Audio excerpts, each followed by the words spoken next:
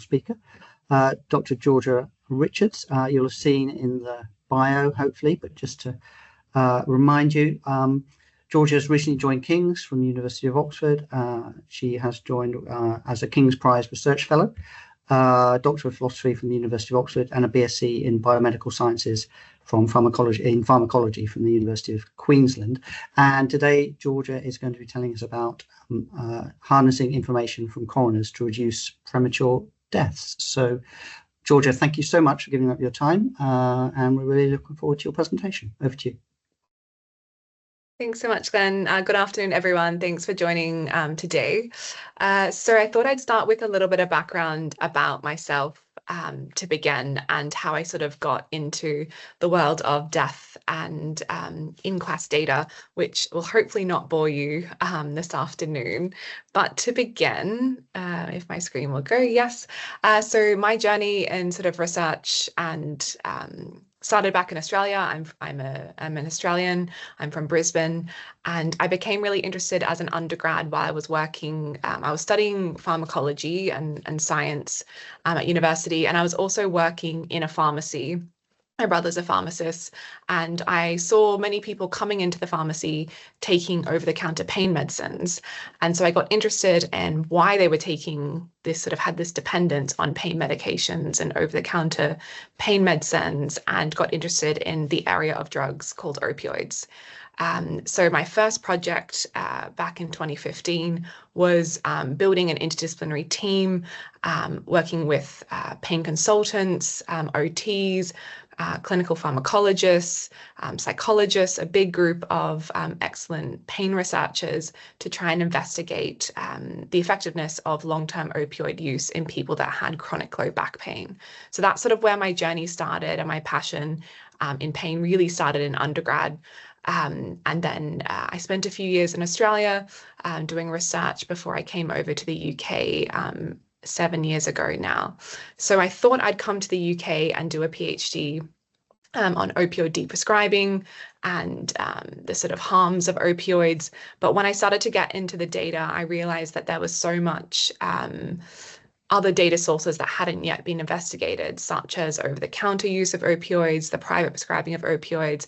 And so my PhD was an epidemiology PhD, exploring these sort of novel data sets that hadn't yet been identified. But it was sort of in the last chapter of my PhD that I was trying to understand how we could prevent deaths from opioids using data that hadn't been used before.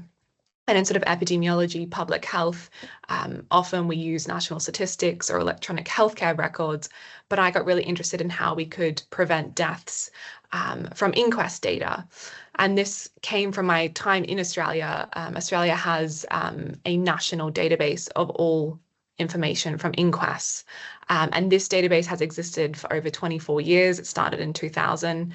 And it is a database that after every single inquest in both Australia and New Zealand, this information feeds into this database and is used routinely to feed into policy and change practice. So I thought I'd be using that database when I got to the end of my PhD, that final chapter, but I couldn't find any data on inquests in the UK to explore. So what information did we have available? So put this into context of all deaths in England and Wales. So just under 600,000 deaths were registered and reported to the ONS in 2023, so last year. Of all those, about 1/3 of those deaths get referred to the coroner, so just under 200,000 deaths are referred to the coroner. Then just under 37,000 deaths have an inquest open, which represents about 6% of all deaths. And then there's a system in England and Wales specifically where a coroner will write a report called a Prevention of Future Death Report, or a PFD report. And they will send this report to different organisations who they feel have the ability to take action to prevent this death from occurring. Those organisations must respond to the coroner within 56 days by law. The coroner will then send their report and any responses that they've got back from those organisations to the Chief Coroner's Office. The Chief Coroner's Office publishes those reports onto a government website and the responses onto the website. It's a publicly available website, so anyone can access that information. So this is what, when I first started this project back in 2018, 2019, this is what it looked like. very difficult to get access and get this information in an easy to use way for sort of a big research project. And after various conversations with the Chief Coroner's Office, the website did update in August 2022 to improve its searchability and the way that the data is reported. But my question is sort of working in epidemiology, evidence-based medicine, was really, well, okay, we have this system in place of death investigation and getting referral to the coroner. So how many deaths have been prevented from this system that we have in place? And in order to try and understand and answer that question, there's sort of two missing bits of data that we don't know. And that is, well, how many reports have been written? How many of these PFD reports have been written? And who actually responds to these reports and what actions do they take to prevent future deaths? And when I started this project back in 2018, there wasn't a single piece of data or piece of database available that could actually answer any of these questions. And so the final chapter of my PhD turned into actually creating what is now the Preventable Deaths Tracker. Now we have data on what these reports are. So last year, there was just there was 547 of these reports published, which represents just 0.09%, so less than 0.1% of all deaths, and only 1.5% of all inquests. So really just the tip of the iceberg. They're a very small window into what deaths are occurring. And then onto the responses. I'll talk more about this in a moment, but as of sort of this week, there's just over half of all reports have a response. And there is a real legal obligation to respond to the coroner. So more than half of these reports are sort of breaking the law by not having a response available. And there's no organization or person in the country except for myself who's actually working on this. So there is no organization that is responsible for following up and making sure that responses are received and actions is actually taken. So what is the Preventable Deaths Tracker? So it is a data-driven vigilance and learning tool that collects all of these published coroner's reports and turns them into usable data that we can now use for research and analytics. It is an openly available website that anyone can access. It was started really by creating a computer program called a web scraper, which goes onto the government website, collects all the information, and really the last few years has been generating code to sort of clean and standardize that information. And it does that for more than now 5,000 reports. And from that cleaning, we're able to produce real-time statistics and a database that has over a decade of data. So this is what it looks like at the moment. We've gone through various versions of this, but we collate the information into what it looks like a sort of CSV Excel file, and we code each report. So each row is an individual report. It doesn't necessarily represent an individual deceased person because there may be inquests that involve multiple people. So in car accidents or terror attacks or sort of unlawful killing, there are often more than one victim or one deceased person. And on the left-hand side, we sort of create a piece of code that tells us whether a response is nearly due, so is it pending, have sort of only half or a few of the organizations responded, so that's a partial response, whether all responses have been received, so that's a completed response, and then those responses that are overdue, so there is no responses available on the website. So that database and the analytics is now updated every Sunday. So this was a huge achievement last year. I used to manually update the CSV files across all the pages, which would take a long time, and I'd only get to do this every now and then. I should have actually said at the start that all of this work to date, until I came to King's, was completely unfunded. So it really started as a passion project. I was working as a postdoc. I spent some time at AstraZeneca. Was working in a part-time teaching role, and all of this work and coding that I was doing was sort of in my evenings and weekends because no one else was taking responsibility for doing this. So this was something that I've sort of invested a lot of time and my own actually finances into paying for computer software engineers outside of the UK to help me continue to build this. So last year, created a piece of code that enabled the automation of the database. So no longer was it me updating all of the files. Now every Sunday at 5 p.m, the code runs without me doing anything, and I can come in on a Monday morning and all of the trends and variations and graphs have all updated in real time. So now, instead of waiting each year for annual statistics, we can see how many are published to date. So this year we'll likely see the biggest increase in reports that coroners are writing. And that's probably because I spent over a year sort of training coroners. So I've now met every single coroner in the country and have been talking to them about this database, and they now know that someone's actually watching their reports. But no, that's not really what I'm trying to do. But we are seeing this increase in reports that are being written. And in real time, we can hover over any of the bars and you can see how many reports have been written in the last week or the last month. We can also look at who's actually writing these reports. So coroners are independent judicial officers, and never has anyone really looked to see what coroners are actually doing until I sort of published this graph, and this is the top 30 coroners who write PFD reports.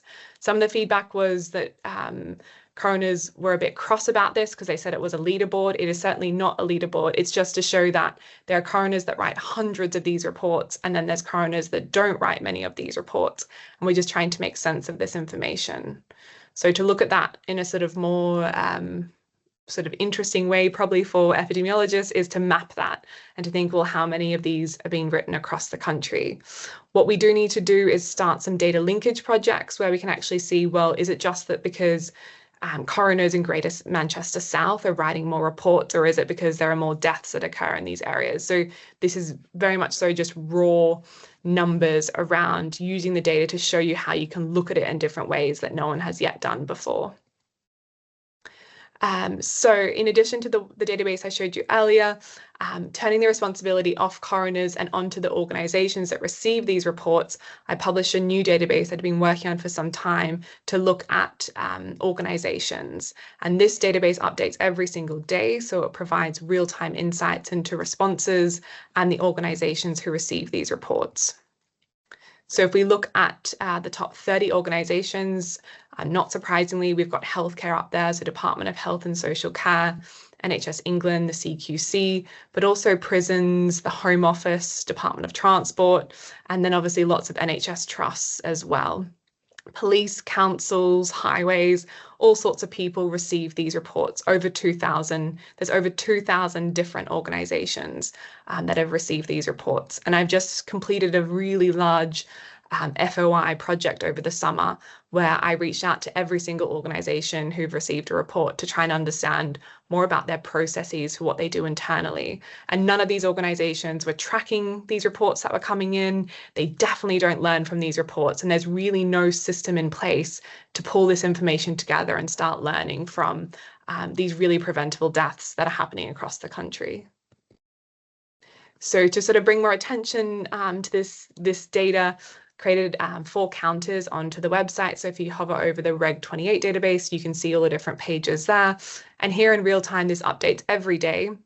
You can see how many responses are overdue or have partial responses or are completed or don't yet have a response due. So this is to bring more attention to the reports that need to have a response. But focusing on the positive aspect of the data, because it is a Wednesday afternoon. So I started tracking the number of completed responses in August last year, even though the project had been running for a while.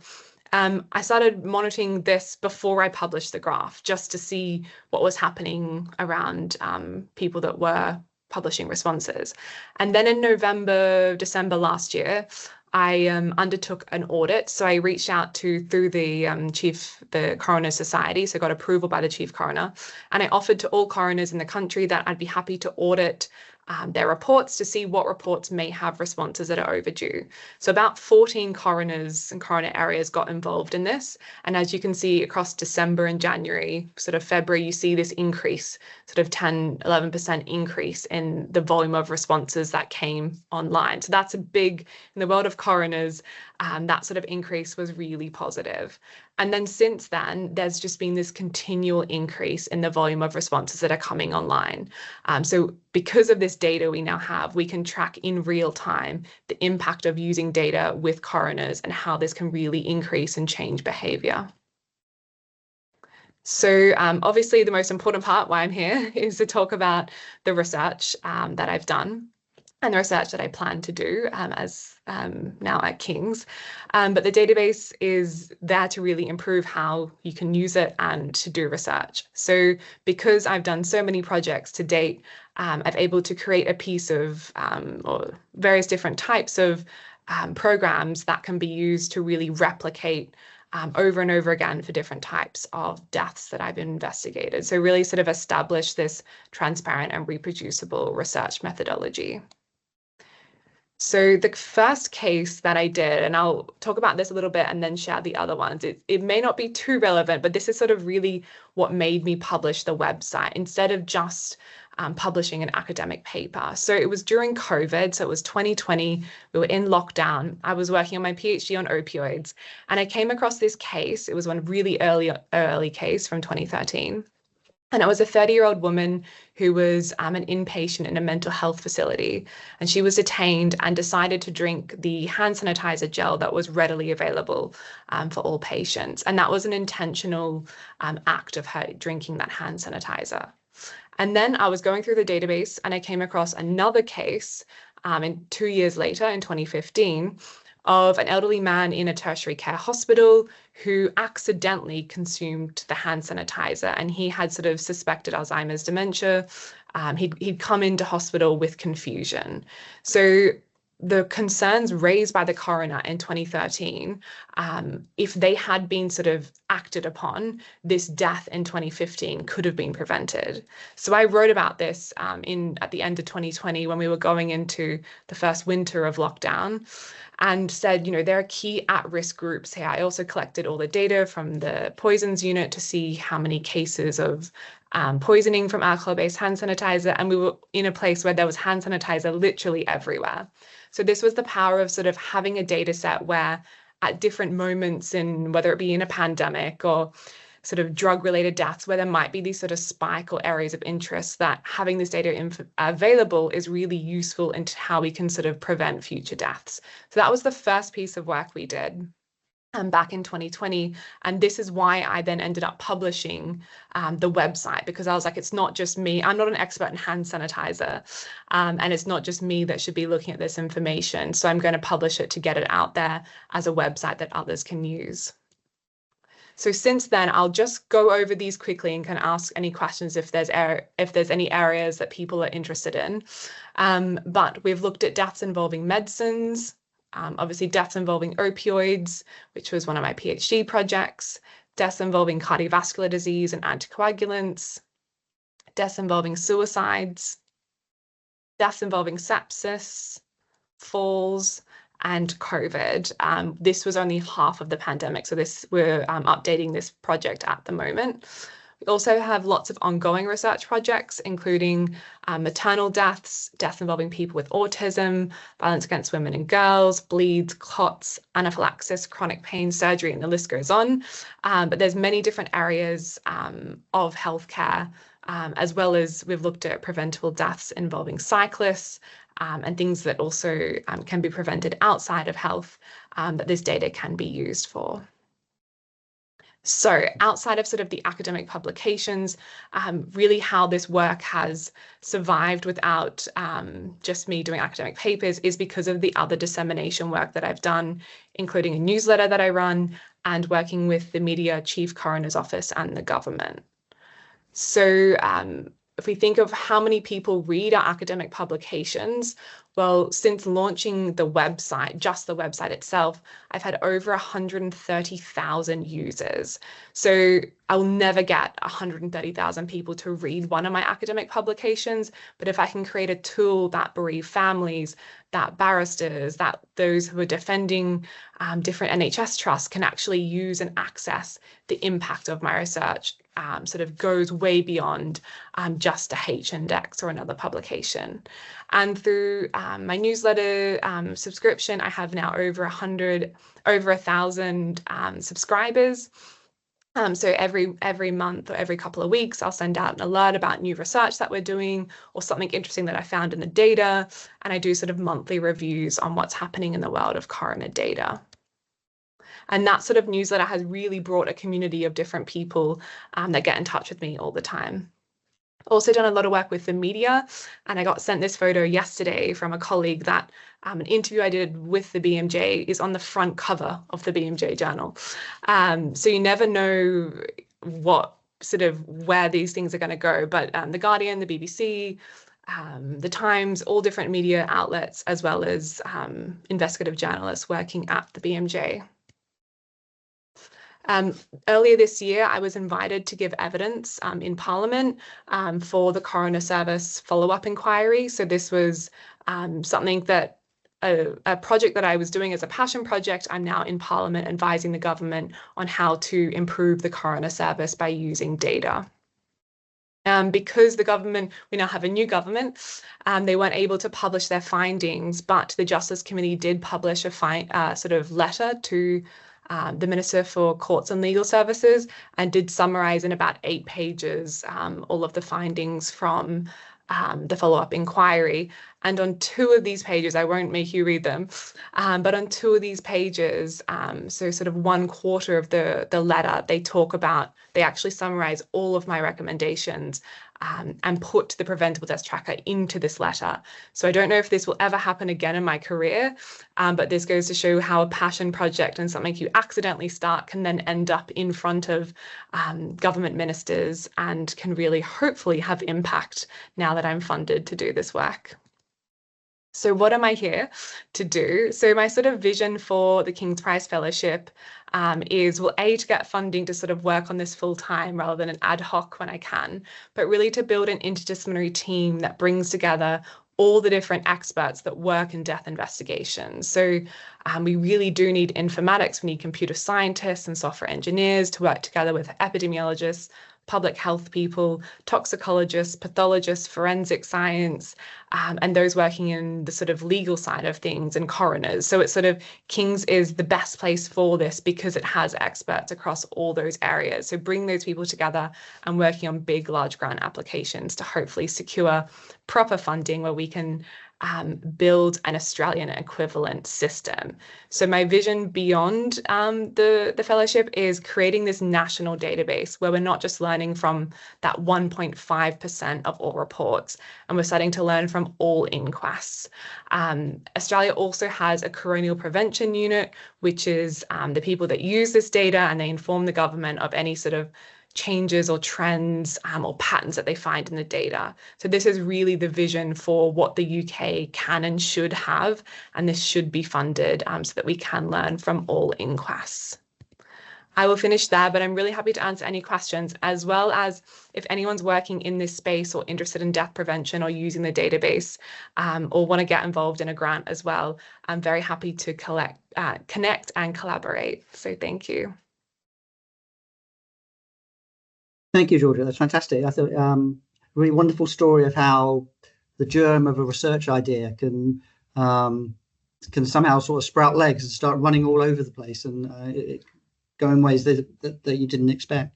And it has huge potential, obviously, in terms of research and very relevant to several of the research themes in our faculty. So thank you very much. So I'm going to open it up now. Colleagues on the call, any questions, comments to Georgia? Okay, 2 straight away. Anne-Marie and then Vibhu. Anne-Marie, please. Hi, Georgia. That's absolutely fascinating, and congratulations in taking this Sherlock Holmes-y story about data and detection of trends, and then trying to put that into some kind of policy action. But my question was really about you know, whether you thought about using, because we've been doing this with the national reporting learning system, as was, in relation to medication errors in particular, but using text mining techniques in order to look at the different, you know, from these reports, the different words that are used and see patterns in that. I mean, if that's something of interest, you know, delighted to talk to you further about it. So that's one point, but just another one that's more of a comment, really, that someone else, a colleague, that a number of people on the call will probably know, because she now chairs the NIHR-HS DNR funding panel, Professor Kathy Rowan. She started off her career developing a database that became the major national audit database for intensive care, but that happened when she was doing her DPhil as well at Oxford. So there's a similar kind of, I guess, story there, except hers is a subscription database. And yeah, just on Tuesday, she was giving evidence to the COVID inquiry. Anyway, so yeah, just the text mining point, really, as well as the point of information. Amazing. Thanks, Anne-Marie. Definitely. So because I've been doing this on weekends and evenings, and there's so many, I have like a growing wish list of things that I want to do.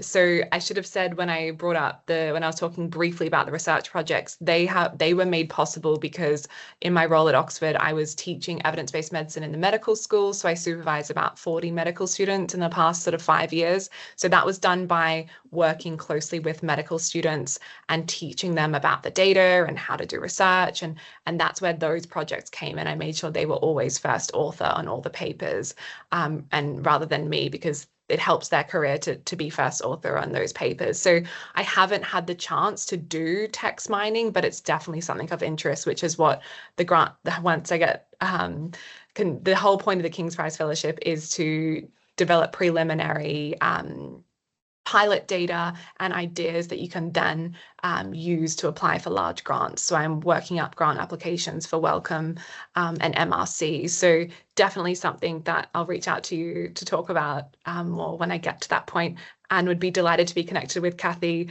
because I very much so have felt like I'm navigating a career path where I've weaved doing all sorts of things to try and make it work, and I'm really grateful for King's that they've welcomed me and been so supportive. So now I can feel like a normal person, because these journeys are in academia are often yes, interesting journeys, but we're here, so that's positive. Yeah, it's incredible. Well, congratulations and really well done. It's fantastic work. Thank you very much. Thanks, Anne-Marie. So I've got Vibhu, Becca, and then Bethan. Vibhu. Thanks, Georgia. Again, I echo Anne-Marie's comments. Many congratulations, Georgia. And what you've shown is, we don't need to break the bank to do impactful work. So I think there's a huge passion, that's kind of there that has led to such an impact, and hopefully more to come. So my question was about the coroners writing different types of report. The same coroner, I could see someone doing over 200 reports, and perhaps they could be 200 different types of kind of a preventable deaths. And so when they're sending the reports to the different organizations, is there anyone looking to see whether the right type of organizations are being identified and send the report through? Because I'm thinking about drug deaths, for example, somebody dying with an opioid overdose, and they could have been perhaps, the main cause identified at that point could have been, let's say, something bought illicitly from the market, but they could also be kind of consuming the prescribed opioids alongside, and there may be relevance to kind of wider sort of sectors and pharmacies, and just to thinking about how kind of effective in terms of identifying which organizations these reports are being sent to, because if they're not being in the right places, then we can't prevent these deaths in the future. So just a question, maybe it's outside the scope of the data mining itself, but maybe something you may have some ideas about. Yeah, definitely. That was a question that came up really early on. So it's a really great question to ask. And often when you talk to the organization who's received the report, so I've had many meetings with Department of Health, NHS England, the CQC, they often say, oh, I got the wrong report. It shouldn't have come to us. So the organizations often say that. And sometimes they could be saying that because they don't want the report, but sometimes it is very true. Like the report has gone to the wrong person. And I didn't mention this in this presentation because I wanted to keep it brief, but this whole process that I was showing about sending the report, it occurs via email. So that just the fact that our whole death prevention system is holding on for the correct email to be sent to the correct organization, and that person must check their email, they must read it, they must respond, they must not delete it, is just blows my mind. And this was what I was talking about in Parliament. The fact that we're relying on an email exchange to save someone's life is so concerning. So that was my message in Parliament. I got told I need to walk in with one message and say the same thing over and over again like a politician, which was great advice. And that's really what I went in to say. So there is at the moment no way of knowing who there's no guidance given to coroners of who the right person is, but a whole research project could be designed around that. However, there's no real dedicated funding that investigate the coroner service. And so there's just no research that's done on that. But a really nice research project could be designed where you get a group of experts. You'd have to do like Delphi, and there'd be all sorts of different methods to use that to come up with a recommended list of people of who should be sent different types of reports, but we're just not there yet. So the database itself only really analyzes who gets the reports and who responds, but are they the right people is a whole nother question, and often they're not. So yes, it's a great point, but we really just I need a team of people, or I need a big group of collaborators who work together on these questions. And I have this growing list of research questions to investigate. So no is the short answer, but hopefully if anyone's interested, or yeah, there's definitely a lot of work to be done. Thank you. Thank you very much. Thanks, Vibhu. Becca. Hi, thanks, Georgia. Echoing what others said about how impressive the work is, and congratulations, and the impact's fantastic. I don't know if this is sort of within the scope of the research and the project that you've been doing to date, but when you see such huge variation in the number of reports by different coroners in terms of avoidable, preventable deaths, it begs the question to me whether or not people the coroners are in fact themselves coding avoidable and preventable deaths in the same way. So and I don't know that field very well. I work in maternity, and I know that in maternity it can be quite complex to determine whether or not a death was preventable, or whether or not it was sort of beyond the control of those caring for that woman due to the complexity of her condition, for example. And so I wonder if work's being done off the back of this to kind of explore whether or not that variation is down to kind of individual perceptions or diagnosis of avoidable death, I suppose. Yeah, great question. And that was actually the focus from the Justice Select Committee's interest. They were interested in trying to understand why this variation exists and how to reduce the variation. And I said to them, well, in epidemiology, we're really used to looking at warranted variation and unwarranted variation. That's sort of our bread and butter. But we have A, no data, and B, no funding to investigate those really important questions. So the answer is at the moment, no, but yes, there's a lot of potential to investigate that. I guess one of my big learnings over the last sort of 5 years has been the key difference between what we think of as evidence in healthcare and our sort of evidence-based medicine, healthcare research that we do versus evidence in a court, and what the threshold is for evidence in a coroner's court or in another civil court. So how the coroner interprets the law for this to write a report is they have to deem that action should be taken to prevent a future death. It doesn't mean that that death was preventable.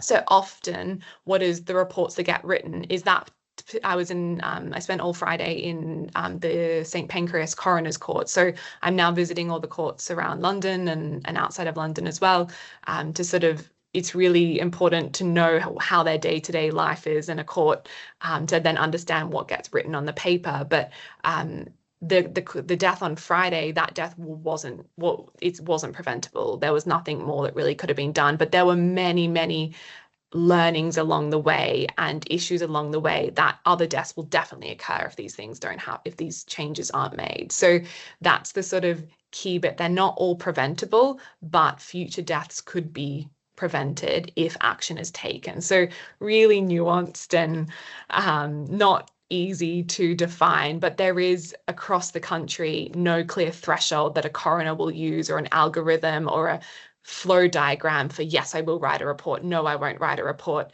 It's up to the individual coroner, who's an independent judicial officer. They make the decision if they think a report is needed. So it's very complicated, and I'm sure there are many other preventable deaths that don't have these reports written, and that's who I get emails from families all the time, and that's probably what's kept me going, is bereaved families reaching out to me, telling me about their situation, sort of thanking me for my work and saying that, you know, a report wasn't written for my daughter or my son or my mother, but I can see many other deaths in your database that were like theirs, and sort of hoping that something is done. But what you see is just repeated deaths, the same deaths occurring over and over again. So long answer, sorry, but no, there is no clear way to investigate that variation because of this sort of, that's why we need to bring this interdisciplinary group together that involves the coroners and lawyers, and we can all learn from each other and try and form best practices because it's so complicated. Great. Thanks, Becca. So I've got Bethan, Tuti, and then Claire, but Bethan first. Hi, Georgia. Thanks for a really interesting talk. I do research in children's palliative care, or children with complex medical needs, and I'm interested in any kind of work you know or that you've got ongoing around children. In my own PhD a few years ago, I looked at children with medical technologies and looked at some of the patient safety incident reports for kids with long-term ventilation and feeding tubes at home.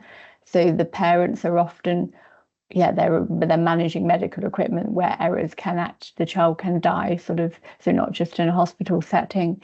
So there's these issues of safety at home and in the community. And I think a lot of the deaths in children are children with life-limiting conditions or severe medical complexities. And that, I think this, you were just talking about whether it's preventable or not. And I think that's tricky in this population, but I suspect that there's some really interesting data in there around this cohort of children. So yeah, just it'd be good to chat separately, but any work that you've got going on about children, it'd be nice to hear a little bit about that at the moment. Yeah, definitely. So send me an email because because I did a lot of work in the medical school in Oxford. I love working with medical students. I saw that King's also allow or offer the opportunity to supervise medical students for their scholarly projects. So I've got 3 medical students that just started last week. And one of them is looking at deaths under 5, or I'm trying to convince her to do deaths under 10. So that project, be delighted if you want to get involved in that. We've literally she's just started to write the study protocol. So yeah, send me an email about that. The other project we have finished is looking at deaths involving adolescents. So children over 10. So that project is sort of, we're preparing that for publication, but send me an email and very happy for you to get involved. I'd say out of reading all the cases that I read, every death is obviously traumatic, but reading the child-related deaths are probably the hardest ones to read. So yeah, it's a really important area. There is, I should say, the NCMD, which is the National Child Mortality Database. That's just England only data. That started in 2019, but now sort of when they started doing child death reviews. So there is better data there for children. And there's a few colleagues that I speak with and hopefully going to collaborate with within the NCMD. So we do have a lot better child data or child death data, but that's only for England. So that doesn't exist in Wales. So the database I have is England and Wales. So yeah, definitely reach out. Great, thanks. Tuti. Thanks, Georgia, again for your wonderful presentation and congratulations. So I am a postdoctoral researcher at King's. I've just joined again after my PhD, but my day job, as you can see, is I work in genomics, and we have been doing a project with the British Heart Foundation on sudden cardiac death and sudden cardiac arrest, and I think that's going to roll out nationally. And a lot of the coroners' names that you've mentioned, they're all familiar to me, working clinically and through this project. But I think they could probably gain from your insights on working with coroners and how the process is, because it has been challenging, especially now that we're going to ramp this up nationally. So it'd be great to have a chat with you. I've forwarded this invite to the BHF, and actually they were very interested in your database as well. So I think that might go into circulation with them. And just to highlight, there's a British Heart Foundation Innovation Fund that's open to applications at the moment, and which you might want to apply to as well in one of your streams. I noticed you've got a cardiovascular paper that you published, but I wonder what other sort of other aspects you might want to look at, and that would be a good fund to apply to.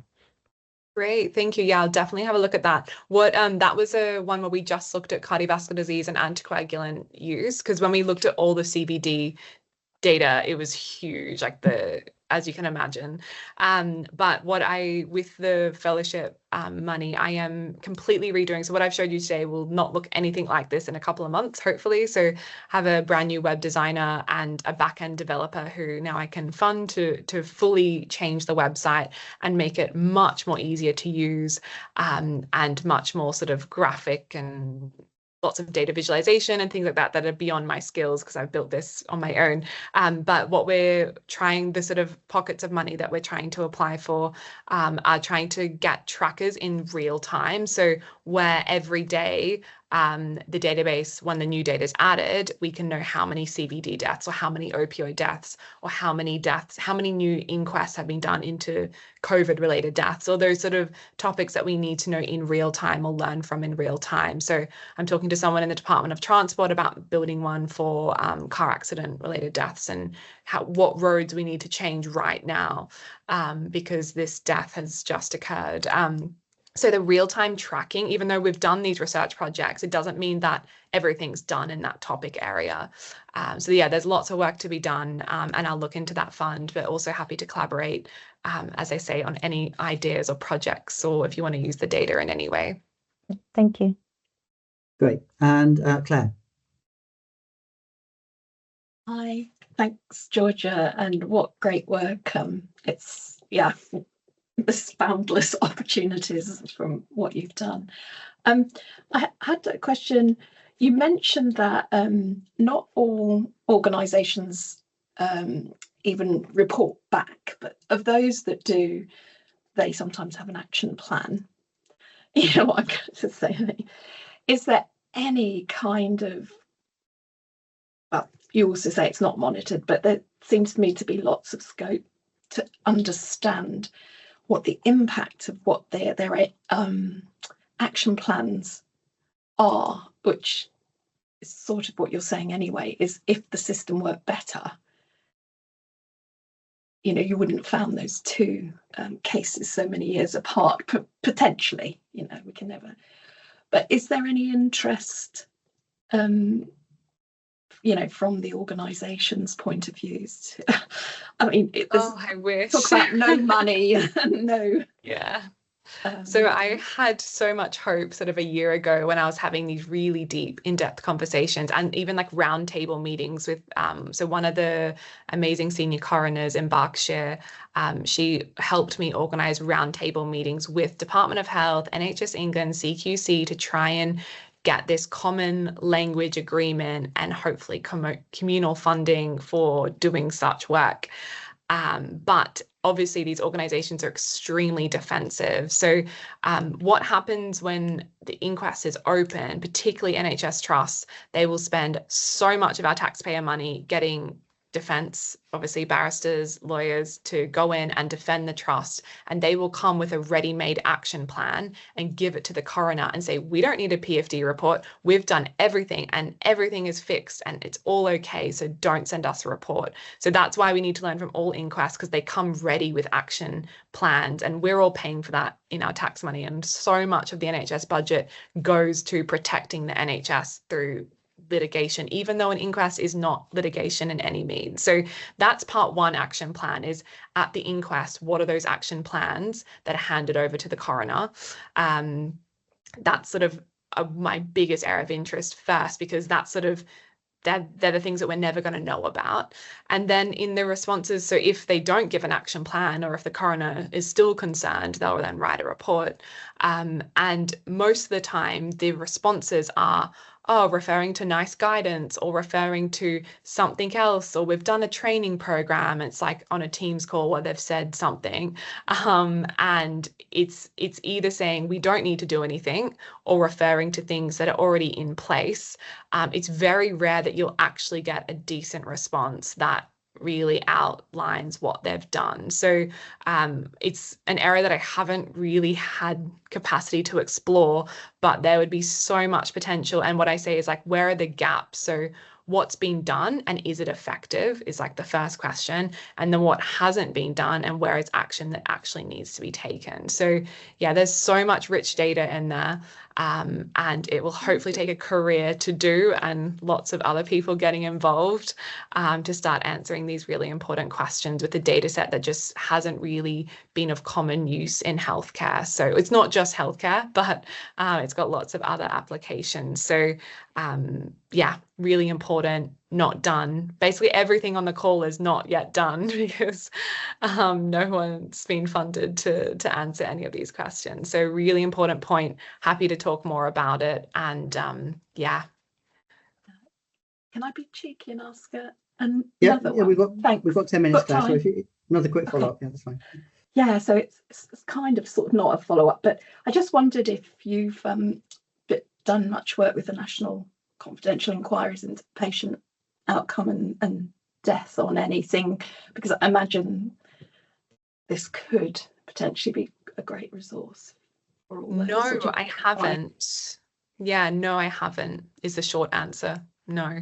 Very happy to be connected with anyone or work with anyone, really. No, I was just thinking from a different project. We work on a national registry in cardiac arrest, and we've been asked for evidence for some of those sort of reports, and it just I don't really know the people, but yeah, it just made me think you must, you know, the potential for the evidence that you could provide, and that, or even suggesting topics you can do to the inquiry. You know, you can suggest topics that need looking into, and if you've got that rich evidence already, I'm sure that would. Yeah, no, I'll add it to we're saying all these things to you. I just can't see. No, it's great. It's great. Do all the work, but yeah, no, I'll add it to the list. But that's why I wanted to allow, you know, much more time for discussion, because yeah, there's so many people I haven't yet met. I should say where I'm based. I didn't say that at the start of my talk, but I'm based in the Analytical, Environmental and Forensic Science Department, which is within the Institute of Pharmaceutical Sciences, which is the School of Cancer and Pharmaceutical Sciences in the Faculty of Life Science and Medicine. If you can remember that, great. I'm still trying to understand how all the different faculties and schools and departments and institutes work at King's. But yeah, very happy to collaborate across departments and institutes and everything. So yeah, reach out, because I definitely can't do all of this on my own. So great, thanks, Claire. We've got 10 minutes. I can't see any more hands up. Were there any more questions or comments that colleagues wanted to share with Georgia? I had, just for my own knowledge, Georgia, how many coroners are there? Yeah, great question. So there are 77 coroner areas, so 77 senior coroners, but then there's area coroners and assistant coroners. So if we map all the people that have the name coroner, it's about 900. But there are 77 full-time permanent employees who are coroners.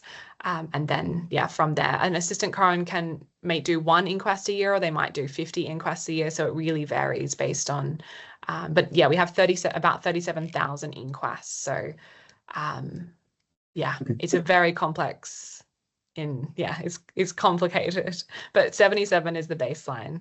Okay, thanks.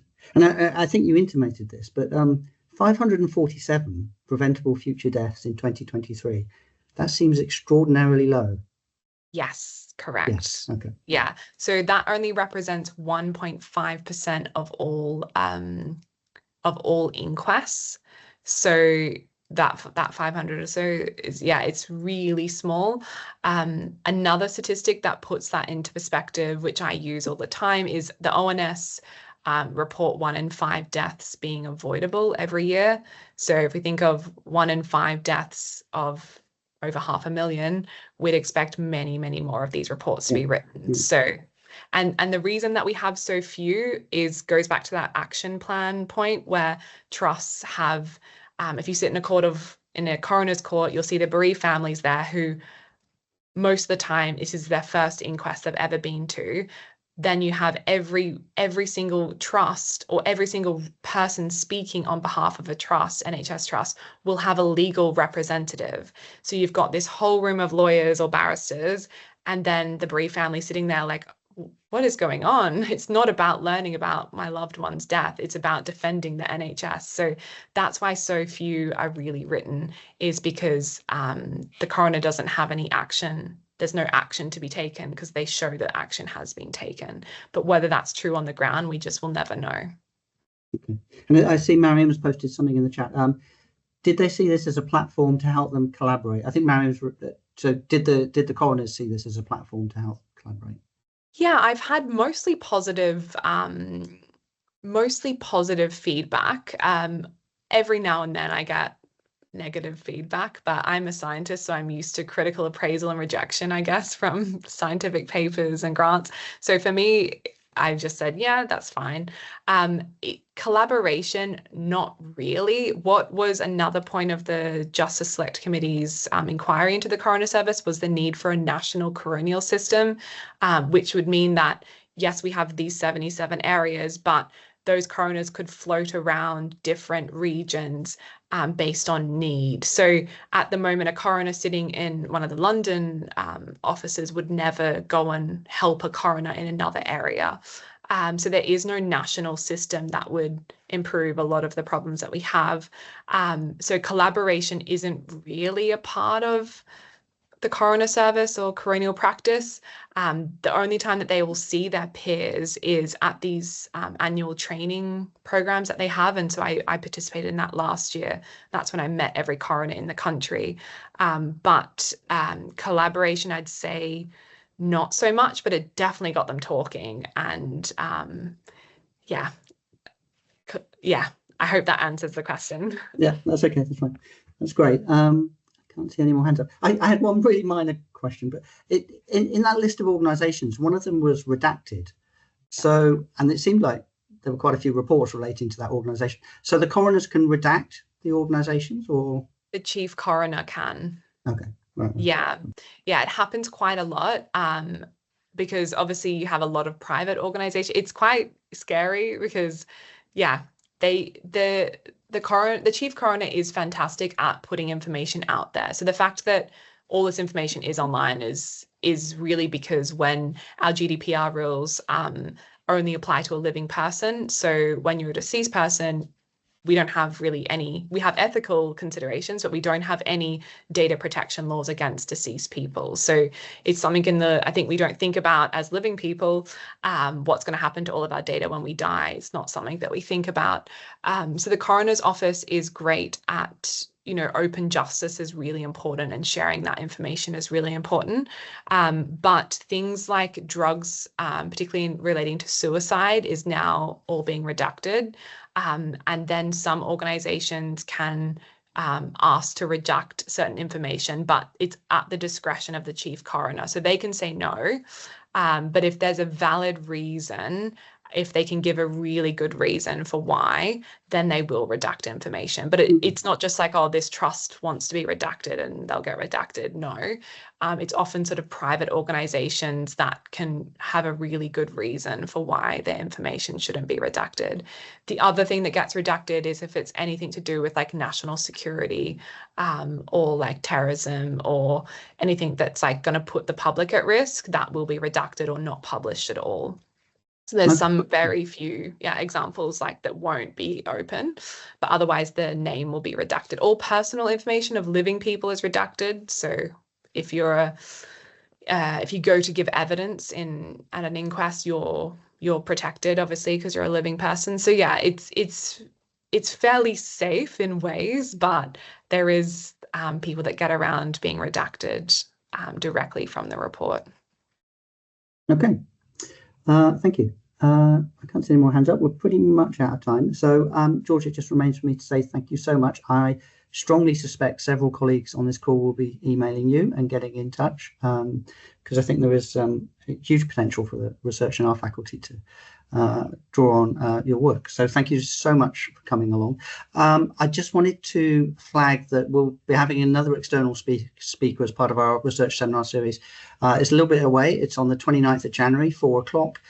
Professor Caroline Bradbury-Jones from the University of Birmingham will be coming to talk to us, providing an overview of prominent approaches to reviewing literature in healthcare, focusing on qualitative approaches and scoping reviews. So Caroline will be presenting on the 29th of January, so please do join us for that.